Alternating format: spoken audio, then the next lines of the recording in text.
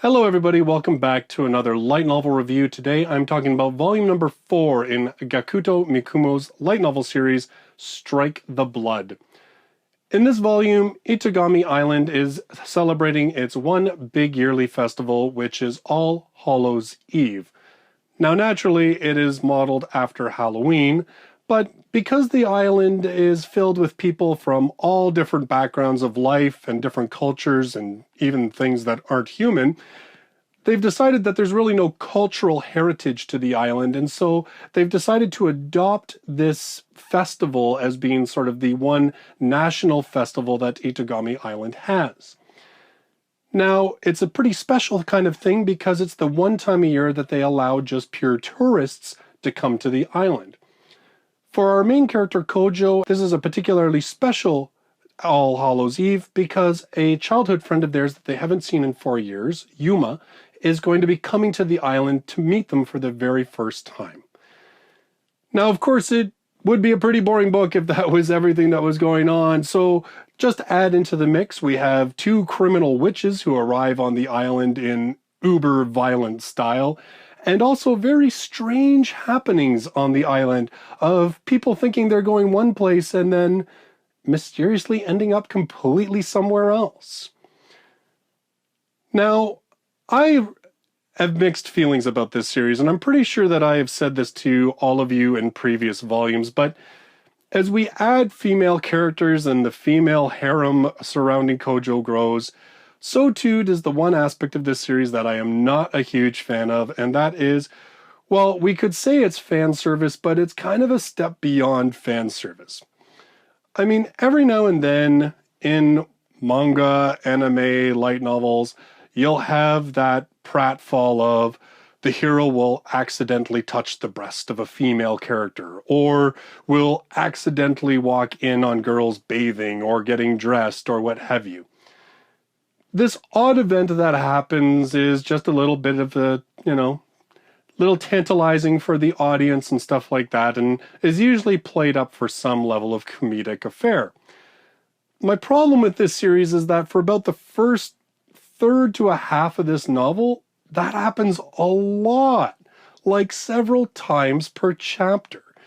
And it's really kind of annoying because once you get past that silliness and you actually get into the story part of the book, this series is kind of entertaining. I mean, there's lots of good action.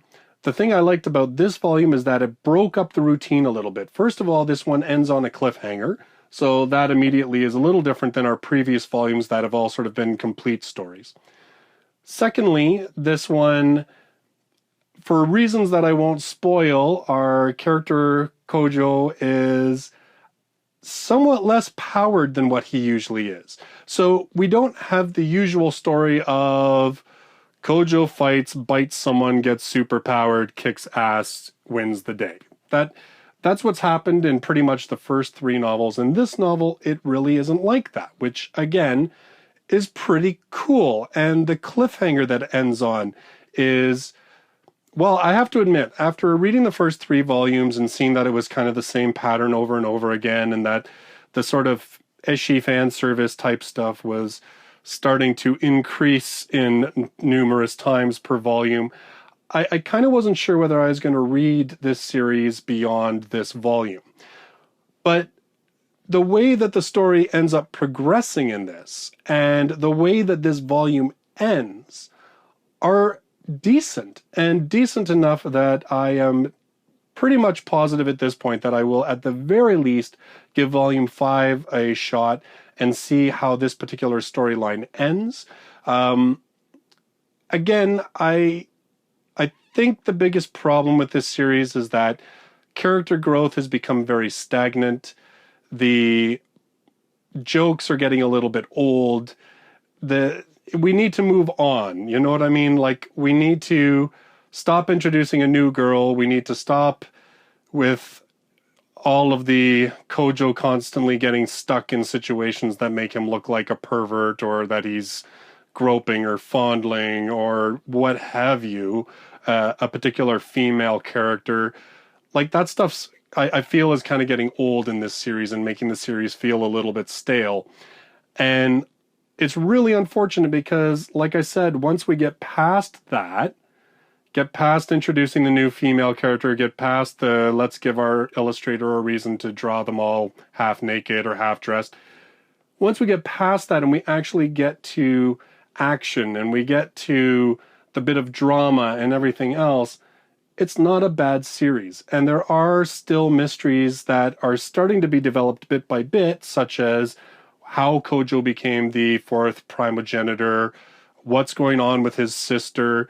As those things start happening and start being revealed more, I'm actually invested and interested in the series. So, like I said, guys, I'm kind of a split mind of this series right now. Part of me is kind of like, I find some of it hard to get through because it's just the same thing over and over and it's a little boring at this point. But at the same time, then, it almost always grabs me once it gets past that stuff. It kind of grabs me with the real story elements that are still kind of fun, and there's still the odd mystery that has me wanting to unravel it and find out what happens next, that at this point is going to at least bring me back for volume number 5 to see how this story resolves itself.